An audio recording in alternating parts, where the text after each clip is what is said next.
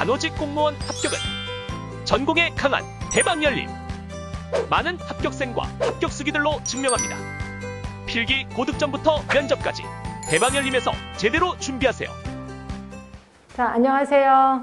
안녕하세요. 네, 지역사회 간호 담당하고 있는 김영입니다. 우리 수업 들어가기 전에 그동안에 어떤 문제들이 나왔는지 한번 분석을 좀 해갖고 왔습니다. 자, 보실게요. 제가 이제 그 4개년 문제를 좀 갖고 와봤습니다. 그래서 봤더니 2018년도에 서울 지방 2개 받고 2019년도가 서울이 2번 시험을 봤습니다. 그래서 2월, 6월, 그 다음에 지방 요 3개를 갖고 왔고 그 다음에 2020년도에는 강주에서 따로 또 사람을 뽑았거든요.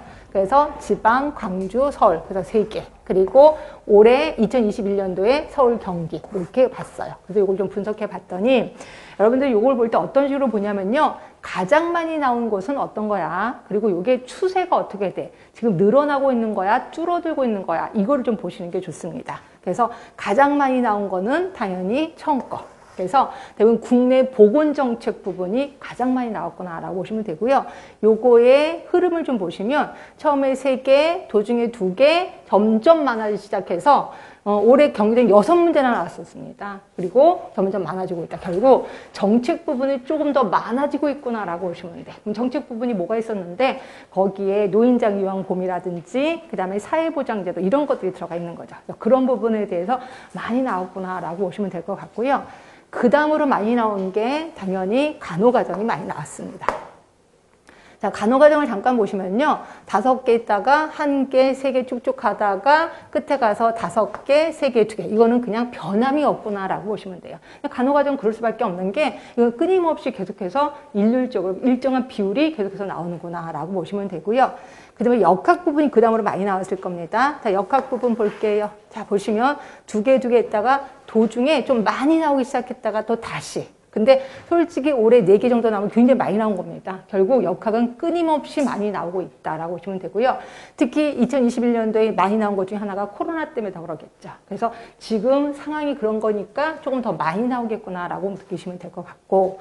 자, 그 다음으로 많이 나온 게 2.1개로 요게 이제 1차 보건의료하고 건강증진. 요쪽이 많이 나왔습니다. 그래서 우리나라 지금 현재는 1차 보건의료 건강증진이 양대 산맥으로 지금 사업이 진행되고 있거든요. 그래서 그런지 좀 나왔는데 좀 특이한 현상이 요게 없습니다. 이게 안 나왔다가 그 다음에 2021년 3개나 나왔어요. 그럴 수밖에 없는 게 올해부터 헬스 플랜 2030이 시작이 됐거든요. 그래서 그런지 요거의 특성을 맞추기 위해서 한 3개 정도 나왔거나라고 보시면 되고요. 이거는 계속해서 많이 나올 겁니다. 자, 그 다음에는 이제 거의 비슷비슷하긴 하는데, 요거는 이제 흐름을 좀 보시면 돼요. 산업보험 같은 경우는 맨 처음에 처음에는 3개, 1개 나왔다가 계속 끊임없이 1개, 2개, 1개, 2개. 그래서 산업보건은 계속 끊임없이 1개 아니면 2개 나올 겁니다. 그래서 요거는 특히 나올 부분이 훤히 눈에 보이거든요. 그것만 공부를 좀 하면 되겠다라고 보시면 되고요. 그 다음에 학교 보건하고 보건교육이 정말 특이한 게 뭐냐면, 요게 이제 솔직히 이걸 제가 2개를 묶어놔서 그러는데, 학교 보건이 점점 안 나와요. 그리고 보건교육이 좀 많이 나온다. 이렇게 보시면 되고요. 그러다가 요게 이제 학교 보건이 작년부터가 한 문제씩 나오기 시작합니다. 그러니까 요게 좀 줄어드는 추세인데, 줄어들다가, 그러니까 학교 보건이 줄어들었다는 거죠. 보건교육이 쭉 있다가, 여기에서가 학교 보건이 나왔을 거예요, 문제가. 그래서 학교 보건이 조금 나오고, 그 대신 보건교육이 좀 줄어들었구나, 이렇게 생각하시면 돼요. 그래서 학교 보건과 보건교육은 이게 좀 많이 나와야 될 것 같은데 희한하게 보건교사가 있어서 그런 것 같아요. 그래서 조금 많은 부분을 차지하지는 않는구나라고 보시면 되고요. 그 다음에 모자보건하고 인구요. 이것도 그렇게 많지는 않습니다. 1문제, 2문제, 물론 많이 나올 땐 3문제까지도 있었었는데 1문제나 2문제 정도 나온다. 그 다음에 특이한 건 뭐냐면 가족간호가 굉장히 많이 나왔었거든요. 3문제, 어떤 때 4문제까지 나왔었다가 이게 줄기 시작하고 있어요. 이게 왜 줄는지 모르겠습니다. 근데 이게 솔직히 우리가 이제 보건소 가시면 방문도 하고 이러려면 가족간호가 좀 필요하거든요. 근데 이게 줄기 시작해서 이게 왜 그럴까라는 생각이 들긴 합니다. 하여튼 이게 일시적인 현상인지 계속될 현상인지는 이제 올해 내년 시험을 좀 봐야지 알겠다라고 보시면 되고, 환경 부분은 진짜 조금 나와요. 근데 환경 부분이 굉장히 범위가 넓거든요. 그리고 외울 것도 엄청 많은데도 불구하고 한데 다행히도 그리고 감사하게도 진짜 조금 나옵니다. 그래서 쭉 안 나오다가 계속 안 나왔었어요. 그러다가 이때도 계속 안 나온다라고 보시면 돼요. 그렇다고 환경보건을 안 하느냐? 그래도 하긴 할 겁니다. 그래서 제가 엑기스만 뽑아서 요 정도는 꼭 알아둡시다라고 할 거고요. 그 다음에 지역사회 간호 사업은 계속 한 문제, 요게 이제 우리가 알고 있는 재난간호가 나옵니다. 그러니까 재난간호 쪽이 시험 문제가 좀 나오는구나라고 보시면 되고요. 그럼 어떤 내용들인데 요거 좀 들어가 보겠습니다. 자, 보시면 자, 맨 처음에 국내 보건정책인데 제가 어떤 식으로 했냐면 여기 하나가 1년도에 나온 거예요. 그러니까 이것도 그 다음 연도에. 그래서 쭉 보시면 제가 한 10개 정도를 비교했었을 겁니다. 그러니까 10개가 쭉 그 해에 나왔던 것들을 좀 보기를 했는데 여기서 공통점을 좀 찾아보려고 합니다. 보시면 지역사회 간호 역할, 간호사 역할. 당연히 시험 문제가 엄청 많이 나왔죠. 여기도 나왔고. 지역사회 간호사 역할에서 또 어디 있어요? 어디 또 있어? 여기 간호사 역할. 그리고 보건진료 전담 공무원의 의료 행위 이런 것도 나왔고요. 그리고 지역사회 간호사 역할 또 있잖아요. 그래서 매번 지역사회 간호사 역할은 매번 나왔구나 이렇게 보시면 될 것 같고, 그 다음에 제가 아까 말한 대로 노인장기요양법, 요것도 있네. 장관에게 신고해야 되는 의료인력 이것도 나왔고 이렇게 나왔습니다. 그리고 노인장기요양법 제가 이거 좀 자주 나온다라고 했고 여기도 노인장기요양법 나왔고요. 그 밑에도 노인장기요양법, 또 밑에도 노인장기요양법. 그래서 더 많이 나온 게 노인장기요양법이 좀 많이 나오지 않았나 몰라. 그러니까 노인장기요양법도 나왔고 지역사회 간호사 역할도 많이 나왔고요. 그 다음으로 나온 게 지불보상제도, 그래서 진료비 보수지불제도. 그래서 우리가 알고 있는 뭐 행위별 수가제라든지 이런 거, 포괄수가제라든지 이런 것들이 좀 나왔다라고 보시면 되고요. 여기도 진료비 지불제도 또 있죠. 이렇게. 그 다음에 나온 게 역사 부분도 좀 나왔습니다. 그래서 공공보건사업의 역사 부분 나왔고 여기도 지역사회 역사가 좀 나오는 거죠. 이런 게 나왔고, 그래서 대부분 이게 특히 많이 나오는 게 노인장기요양보험하고 아까 말한 진료비 지불보상제도, 그다음에 사회보장제도, 사회보험이 좀 이런 것들이 좀 시험 문제 점점 나와요. 그러니까 이쪽 부분 조금 어려워도 좀 깊게 공부를 해야 되겠다라는 생각이 좀 드셔야 될 겁니다. 그래서 저도 요거에 대해서는 좀 더 깊게 좀 들어갈 거다라고 보시면 되고요. 자, 그 다음에 지역사회 간호 과정에서는, 자, 지역사회 간호 과정은 우리 과정은 당연히 아셔야 되고 그 과정 하나하나마다 다 나왔습니다. 맨 처음이 사정 부분이 나오는데 사정 부분 자료 수집 방법 이런 거 다 나오는 거고요. 그 다음에 이제 목표 설정, 그 다음에 1차, 2차, 3차 예방 이런 것도 나오고, 그 다음에 우선순위 설정하는 거 있잖아요. BPRS 방식, 펄 방식 이런 것들도 계속해서 나왔다는 거고, 그 다음에 우리 지역사회 간호 진단하면 오마 진단 나왔습니다. 오마 진단 쭉 나왔고, 펄 방식은 계속해서 나옵니다. 펄 방식 이렇게 해서 나오고, 그 다음에 자료 수집 방법, 아까 말한 자료 수집 방법의 2차 자료 수집 방법 이런 것도 다 나오고, 또 지역사회 종류도 또 나오고요. 그렇죠? 그리고 방문 우선순위도 나오고, 무엇보다도 조금 여러분을 괴롭히는 게 평가하는 거예요. 그래서 이 부분도 좀 많이 나오고, 그리고 지역사회 간호 과정 전체적으로 한번 나온 적도 있습니다. 계획 단계서부터 분석 단계까지. 과정평가도 나오고. 그래서 지역사회 간호 과정은 진짜 이거는 제가 시간적 투자를 엄청 많이 할 겁니다. 그래서 처음부터 끝까지 모르는 게 없도록 이렇게 하도록 하겠습니다. 이쪽 부분은 시험 문제, 이거는 솔직히 우리 간호사기 때문에 이걸 모르면 우리도 망신이야. 창피해. 이건 좀 알고 계시는 게 좋겠다. 자, 그러면 역학 부분입니다. 자, 역학 부분에서는 계산하는 게 좀 많이 나왔을 거예요. 그래서 계산하는 걸 좀 보시면 일단 교차비 계산하는 거, 그리고 비례 사망률 이것도 계산하는 겁니다. 2차 발병률과 병원력 이것도 계산하는 거고요. 그리고 병원성 특이도 계산하는 거 나왔고, 그 다음에 또 보시면 상대 위험비 이것도 계산하는 거예요. 이렇게 나왔고, 발생률, 치명률, 그 다음에 2차 발병률, 또 기여 위험도 이런 것들 모두 계산하는 거거든요. 그래서 계산하는 거는 꼭 이렇게 나왔구나라고 보시면 되고요. 그 다음으로 나오는 게 이제 감염병이 나올 겁니다. 그래서 법정 감염병. 이거는 기출문제이기 때문에 2군이라고 제가 표현한 거예요. 지금으로 말하면 2급 감염병이 되겠죠. 그래서 2군 감염병, 5군 감염병. 그래서 감염병을 직접 물어보는 문제도 나왔구나. 게다가 2급 감염병, 이제 급으로 바뀌었기 때문에 급으로 바뀐 그 다음에는 시험 문제 엄청 많이 나오는 거 아시죠? 그러니까 올해는 급을 물어보는, 몇 급이냐? 이런 걸 물어보는 문제가 좀 나오겠구나라고 보시면 돼요. 이것도 역시 암기가 관건이겠구나라고 보시면 될 것 같고요. 자, 그 다음에 이렇게 해서 감염병이 생겼을 때 이걸 어떻게 신고하는데, 신고에 대해서 또 시험 문제 나와요. 그래서 보시면, 자, 후천사 면역협증 신고 나오고, 그다음에 학생 감염병 예방 위기 대응 매뉴얼. 그래서 이거는 학교에서 감염병이 생겼을 때 어떻게 하느냐. 그래서 요게 이제 조금 우리를 당혹해 했었던 거예요. 이거는 일반 법에서 나온 게 아니라 학교에서 나오는 거였거든요. 근데 요게 이제 코로나 때문에 요게 조금 더 부각돼서 나온 거다라고 보시면 돼요. 그래서 이런 것들은 그 상황의 현상에 맞춰서 나온 거기 때문에 계속 나올 것 같지는 않아요. 그렇죠? 그런 식으로 좀 보시면 되고. 그 다음에 또 하나 이제 니벨 클락이라는 사람, 질병의 자연사, 워낙 유명한 사람이고 요 분도 이제 곧 만날 겁니다. 우리가 이제 요것도 역시 머릿속에 기억하시면 되고, 아까 말한 신고 계속해서 나온다라고 표현을 했습니다. 그 다음에 또 하나가 이제 암 검진이 있어요. 암 검진. 암 검진도 머릿속에 좀 기억해. 암 검진 벌써 2번이나 나왔습니다. 그렇게 해서 기억해 주시면 될 것 같고, 자, 그 다음에 보건사업 기획 및 간호이론. 아까 제가 얘기했는지 모르겠지만 간호이론이 점점 많이 나옵니다. 이 부분이. 그러니까 맨 처음에는 조금 미약하게 시작을 했다가 이게 점점 많이 나오는 게 이 이론이라고 생각하시면 돼요. 그래서 이론은, 그리고 점점 많이 나오는 거는 양도 많이 나올 뿐더러 조금 더 깊게 나와요. 그러니까 이론 부분에 대해서는 여러분들이 힘들어도 좀 정신을 차리셔야 되는데, 어떤 이론이 가장 많이 나왔냐면 당연히 요거 프리시드, 프로시드 모형. 요거 많이 나왔습니다. 자, 나왔고요. 그 다음이 뉴만 이론. 우리 지역사에서 뉴만을 되게 중요시 여기거든요. 뉴만 이론, 또 뉴만 이론, 뉴만 이론, 뉴만 이론. 많이 나왔죠. 이렇게 있고. 그 다음에 프리시드, 프로시드 모형에서부터 출발했던 게 뭐 맨 모형, 매치 모형 이런 것들이 많이 나오거든요. 이게 나오고, 스와트 분석, 워낙 유명한 스와트 분석도 많이 나왔습니다. 스와트도 3개나 나왔구나. 이렇게 보시면 되고, 그 다음에 매치 모형 같은 경우는 또 나왔었네요. 매치가 벌써 2번이나 나왔네요. 그렇죠? 그 다음에 건강 증진 모형, 이거와 또 비슷하게 건강 신념 모형 같은 것도 있을 거예요. 이런 것들도 같이 알아두시는 게 좋을 것 같고요. 그 다음에 조금 뜨고 있는 게 사회생태학적 모형. 요게 조금 어려워 하시더라고요. 근데 그것도 슬슬 나오기 시작한다고 보시면 돼요. 이게 가장 최근에 업그레이드가 된 거다라고 보시면 되고요. 그 다음에 계획된 행위 이론이 있고, 또 하나 공부하신 분 아실 거예요. 요거랑 같이 꼭 비교할 게 합리적 행위 이론이에요. 합리적.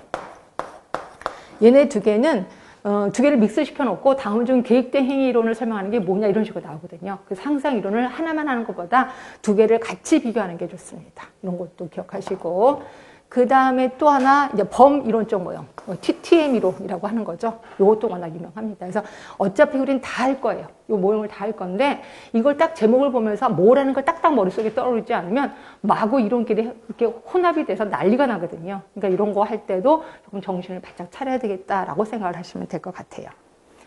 자, 그 다음에 1차 보건의료와 건강증진. 이거 오늘 역사 얘기를 할 겁니다. 그래서 1차 어떤 분은 그러시더라고요. 1차 보건의료나 건강증진이나 그게 그거 같아요 라고 생각하는데, 그런 식으로 공부하면 큰일 납니다. 그래서 1차 보건의료가 주는 그런 개념이 있고, 건강증진이 주는 개념이 또 확실히 있어요. 그리고 여기에 제가 이제 지역보건법 얘기도 합니다. 지역보건법 얘기도. 그래서 이 부분에 대해서는 지역보건법에 나와 있는 뭐 보건소, 보건지소, 건강생활지원센터 이런 것들을 묻는 것도 꽤나 많았어요. 그래서 보시면 건강생활지원센터 있고, 그 다음에 보건소 기능 있고, 그 다음에 지역보건법 아예 직접 물어보는 문제도 나오는 거죠. 그리고 1차 보건의료 보세요. 1차 보건의료, 1차 보건의료, 그 다음에 1차 보건의료의 필수 사업 다 나오는 거고, 그 다음에 건강증진이 확실히 많이 나오긴 하더라고요. 왜냐면 헬스 플랜 때문에. 그래서 헬스 플랜 2020, 지역사회 통합 건강증진 사업 있고, 헬스 플랜 2020의 대표 지표 나오고, 그 다음에 국민건강증진, 이거 헬스 플랜 있잖아요. 헬스 플랜의 총괄 목표. 그리고 거기에 보시면 1차 예방 수준의 건강증진 활동 나오고, 건강증진 오타와 선언, 통합 건강증진 사업. 그 다음에 5차 헬스 플랜 2030도 발빠르게 시험지에 나왔습니다. 결국 헬스 플랜 2020-2030 무조건 알아야 되겠다라는 생각. 여기 시험 문제에 좀 자주 나오거든요. 이렇게 해서 보시면 되고. 자, 그 다음에 산업보건입니다. 이제 산업보건은 매번 한 문제 또는 2문제 나오는데 나올 게 나옵니다. 자, 뭐가 나오냐면 이거요.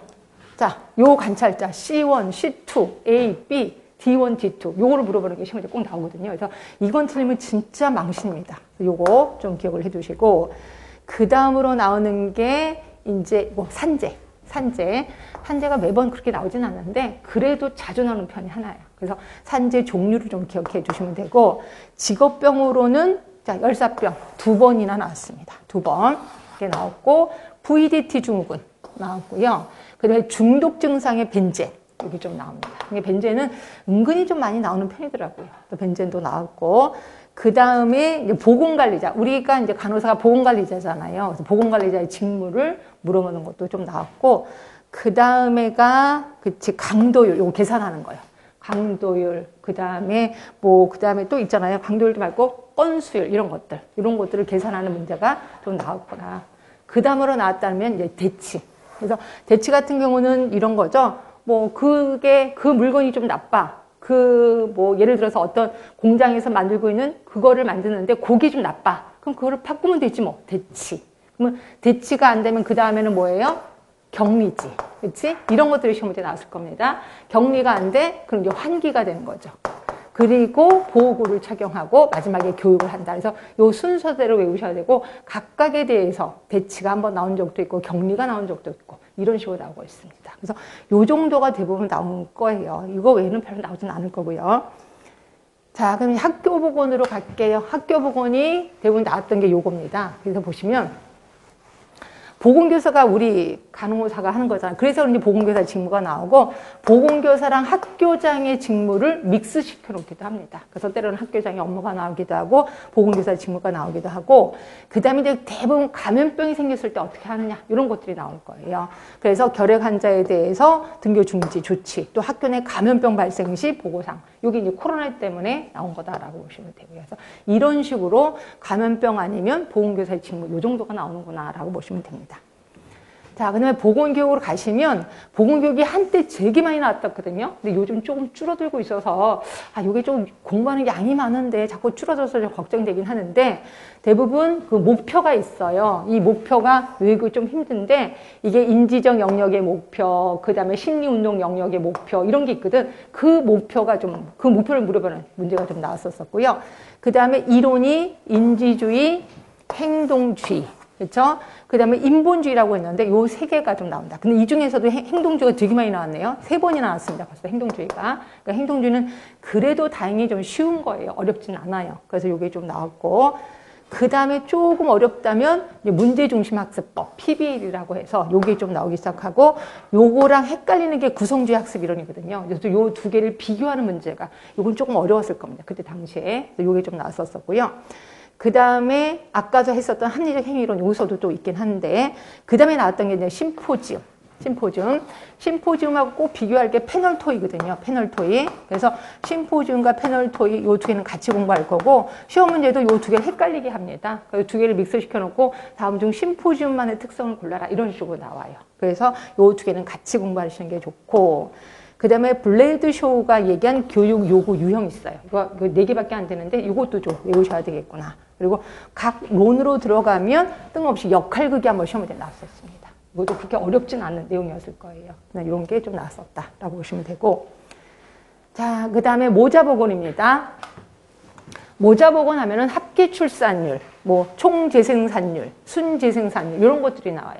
요거 말고도 순재생산율 이런 것들은 꼭 기억을 해 두셔야 돼요. 순재생산율. 그 다음에 인공임신 중절수술, 이것도 예전에 한번 그 법 때문에 법이 한번 이슈화가 된 적이 있었을 거예요. 이때 한번 요게 인공임신 중절수술 이게 한번 나왔고, 그 다음에 모성사망비, 또 하나가 모성사망률이라고 있습니다. 요 두 개를 비교하는 또 질문이 나왔었고요. 그 다음에 사망 관련 통계 지표, 그래서 영아 사망률 이런 것들이 좀 나왔었고요. 그 다음에 모자보건법에 나와 있는 산정 건강 진단 횟수가 있거든요. 이것도 제가 이제 구구단 외우듯이 외워라라고 하는 게 있습니다. 이거 좀 할 거고, 그 다음에 무엇보다도 제일 중요한 지표는 알파 인덱스. 그래서 알파 인덱스를 모른다 이러면 정말 망신입니다. 알파 인덱스는 꼭 알고 있어야 되겠다라고 보시면 돼요. 자, 그러면 인구 및 가족 계획에서는 자 보세요. 부양비가 엄청 많아요. 부양비.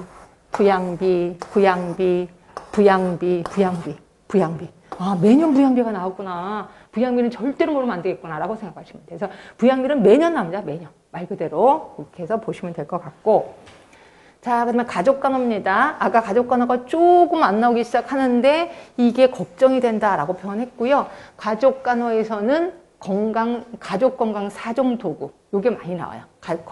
가족 간호 사정 도구. 그래서 요게 이제 가족 밀착도 나오고, 가족 구조도 또 이런 거 나오고, 또 사정도구, 사회 지지도. 그래서 대부분 사정도구 쪽에 좀 나오고요.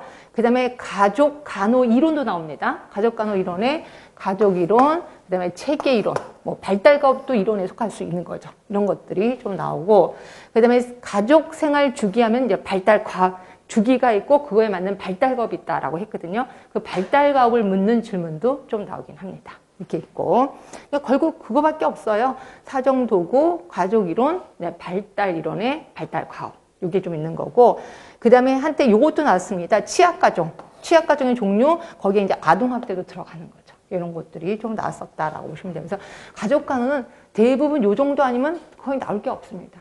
그 정도만 좀 알고 계시면 될 것 같고, 근데 환경이요. 환경에 대해서는 정말 많이 안 나온다라고 해서 진짜 기본적인 것만 나오는 겁니다. 그래서 보시면 지구온난화. 워낙 지금 이슈화가 되고 있잖아요. 지구온난화 좀 나오는 거고, 그 다음에 우리 그 스모그, 런던 스모그. 요거 또 LA형 스모그 비교해서 나왔었거든요. 그 다음에 이제 먹는 물, 그러니까 대부분 환경에는 크게 세 가지가 있는데요. 이제 공기 쪽이 있고, 물 쪽이 있고, 그 다음에 식중독이 있단 말이에요. 요 세 개를 우리는 묶어서 환경이라는 곳에 집어넣는데, 대부분 공기 쪽 하면 스모그 쪽입니다. 스모그. 그리고 물 쪽이면 먹는 물 수질 기준. 요게 좀 나오고, 먹는 물 수질 기준 같은 경우는 2번이나 이렇게 나옵니다. 근데 이거는 그냥 심심하면 문제 내시는 것 같아. 왜냐면 거기 수치를 제시하는 거라서 다음 중 올바른 수치는 뭐냐 이런 식으로 나오기 때문에 문제 내는 교수님이 좀 쉽게 내신단 말이에요. 그래서 요거는 심심하면 그냥 나오는 것 같고요.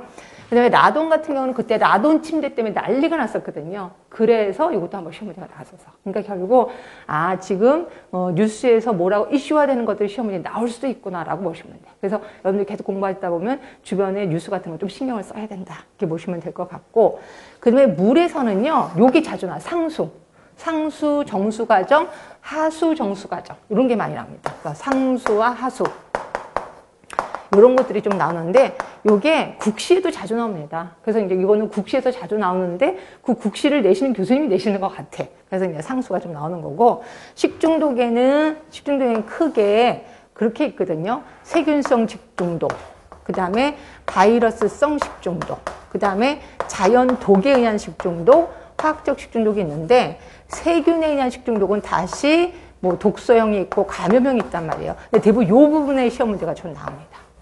그래서 이 중에 하나인 비불효 식중독이 낫다라고 보시면 되고요. 그래서 식중독은 환경 중에서 제일 중요한 건 그래도 식중독이 좀 끊임없이 나온다라고 보시면 돼요. 그래서 보시고, 그 다음에 이제 지역사회 간호사업 마지막으로 보시면 재난 쪽이 좀 많이 나온다라고 했죠. 그래서 처음부터 끝까지 다 재난이에요. 그래서 재난관리, 사회재난, 재난 단계, 중증도 분류. 그래서 계속 재난에 대해서만 나옵니다. 그래서 이게 무슨 유행인 것 같기도 하는데 교수님들이 계속 그래 재난의 쪽에서는 우리 신경을 써야 된다라고 얘기를 해서 계속 끊임없이 나오는 것 같아요. 자, 그러면 제 수업을 어떤 식으로 이제 할 거냐면 9개월 커리큘럼입니다. 그래서 9월부터 11월까지 3개월간 이론 완성을 할 겁니다. 그래서 물론 뭐 지역사회 간호가 너무 범위가 많아서 여러분들이 정말 엄두도 안 난다라고 하는데 최대한 이렇게 딱 축약시켜서 외울 거 외우게 하고 이런 식으로 자꾸 반복해서 좀 하도록 하겠습니다. 그리고 12월 달 4주 동안에요. 이게 되려나 모르겠는데 요약정리 특강을 좀 하겠습니다. 그래서 요약정리 특강을 하면서 여러분들이 이런 식으로 지역사회에 들어가고 어떤 게 중요하구나 다시 한번 반복한다라고 보시면 돼요. 그래서 요 이론을 들으신 분이 요약정리를 들으면 조금 더 단단해지겠구나라고 생각하시면 될 것 같고 그 다음에 1월부터 2월까지는 이렇게 단단해진 머리를 갖고 기출문제를 분석하는 거죠. 그리고 이때 그 단원별 문제도 같이 하도록 하겠습니다. 이게 이제 한 8주 할 거고요. 그 다음에 3월 달에 4주 동안은 실전 모의고사. 요거는 조금 어려울 겁니다. 그래서 여기서 보면은 제일 쉬운 게 기출문제라고 다들 얘기를 하시더라고요. 기출문제 제일 쉽고 조금씩 어려워지는 게 이제 모의고사 쪽이라고 보시면 되고 특히 서울을 노린다라고 하면 이 모의고사 꼭 듣고 가셔야 된다라고 보시면 되고 그 다음에 마지막에 4월에서 5월 사이에는 동영 모의고사도 할 거고 스터디도 할 거고 그래서 이때 당시에는 여러분들 머리 수준이 되게 높으실 거 아니야. 그러면 제가 거꾸로 물어보기도 하고, 여러분이 저한테 물어보기도 하고, 그래서 다양하게 그 내용이 좀 커리큘럼이 주어질 거다라고 보시면 됩니다. 그래서 그때 가서는 조금 더 구체적으로 제가 언급을 좀 해드리겠습니다. 자, 그러면 수업 방식 어떻게 할 건지. 제가 처음부터 여러분을 좀 혼란스럽게 할 건데요. 이제 제가 수업을 할 때 바로 책에 줄 치진 않을 겁니다. 그럼 어떻게 하느냐? 제가 처음에 칠판에 쭉 쓸 거예요. 딱 쓰는데 지금 보시면 이 강의를 몇 번 들으신 분이 계실 거예요. 그러니까 그분들을 위해서 하는 건데, 그러니까 그분들은 자기 머릿속에 있는 게 있어. 그런 걸 갖고 쭉 일단 써요. 앞으로 배울 걸 쭉 한번 쓰고, 그 다음에 다 한 다음에, 그럼 처음 배우신 분은 어떻게 해요? 처음 배우신 분은, 아, 저런 거를 하려나 보다라고 감을 좀 잡으시면 돼. 그리고 나서, 그 다음에 책에다 줄을 칠 겁니다. 그러니까 처음에 칠판에 쓰는 거는 전체적인 프레임을 아는 거야. 숲보기야. 전체는 숲을 보는 거예요. 그리고 나서, 여기다 책에다 줄을 치는 거는 구체적인 내용을 이제 알게 되는 거죠. 그렇죠? 그리고 나서, 오늘 이제 제가 60분 하고 10분 쉬고 이런 식으로 할 건데, 마지막 시간에 이제 끝날 때쯤, 요게 리마인더, 배운 것을 상기시키는 겁니다. 어떻게 하냐면 책을 다 덮어요. 여러분 책을 다 덮고 오늘 3시간 동안 배웠던 걸 제가 거꾸로 물어볼 겁니다. 그럼 여러분들은 최대한 머릿속에 있는 걸 기억을 좀 해주셔야 돼. 왜냐하면 암기라는 게 1시간 하고 나서 1시간 뒤에는 50%를 까먹는 거 아시죠? 근데 1시간 뒤에 다시 한번 반복하면